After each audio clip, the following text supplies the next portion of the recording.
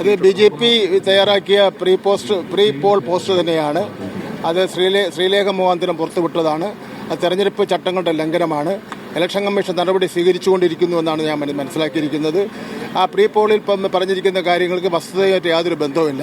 പക്ഷേ തെരഞ്ഞെടുപ്പിൻ്റെ നടപടിക്രമങ്ങൾ ആരംഭിച്ചപ്പോൾ തന്നെ ജനങ്ങളെ സ്വാധീനിക്കുന്നതിന് വേണ്ടി ആണ് അങ്ങനെ ഒരു തെരഞ്ഞെടുപ്പ് ചട്ട ലംഘനം അവർ നടത്തിയിരിക്കുന്നത്. മറ്റാര് ചെയ്യുന്ന കുറ്റത്തെക്കാൾ ഗൗരവമുള്ള കുറ്റമാണ് ശ്രീലേഖ ചെയ്തിരിക്കുന്നത്. അതിപ്പോൾ എസ് സുരേഷ് ഉൾപ്പെടെ അത് പങ്കുവച്ചിട്ടുണ്ട്. അത് കൃത്യമായിട്ട് BJP ഓഫീസിൽ നിന്നുള്ളതാണല്ലോ.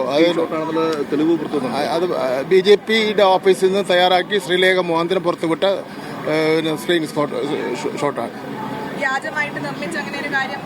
വ്യാജമാണെന്ന് പറയില്ല. യഥാർത്ഥത്തിൽ നിർമ്മിച്ചിട്ട് അത് അങ്ങനെ ചെയ്യാൻ വേണ്ടി പാടില്ല. തെരഞ്ഞെടുപ്പ് ചട്ടങ്ങൾക്കെതിരാണ്. രാജ്യത്ത് നിലനിൽക്കുന്ന തെരഞ്ഞെടുപ്പ് ചട്ടങ്ങൾക്ക് വിരുദ്ധമായിട്ടുള്ള നിലപാടാണ് അവർ സ്വീകരിച്ചിരിക്കുന്നത്. അവരെ പേരിൽ നടപടി സ്വീകരിക്കേണ്ടതാണ്. ഇന്നലെ വോട്ടെടുപ്പിന് വരുന്നതൊക്കെ നമ്മൾ കണ്ടിരുന്നു. ഈ പറയുന്നത് പോലെ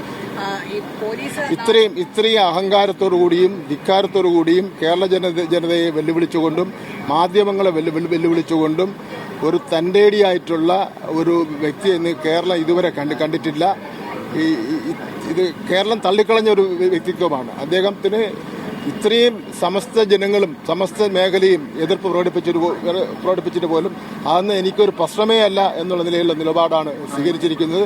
അത് ഈ തദ്ദേശ സ്വയംഭരണ സ്ഥാപനങ്ങളുടെ തെരഞ്ഞെടുപ്പിലൂടെ കോൺഗ്രസിന് ജനങ്ങൾ മറുപടി കൊടുക്കും.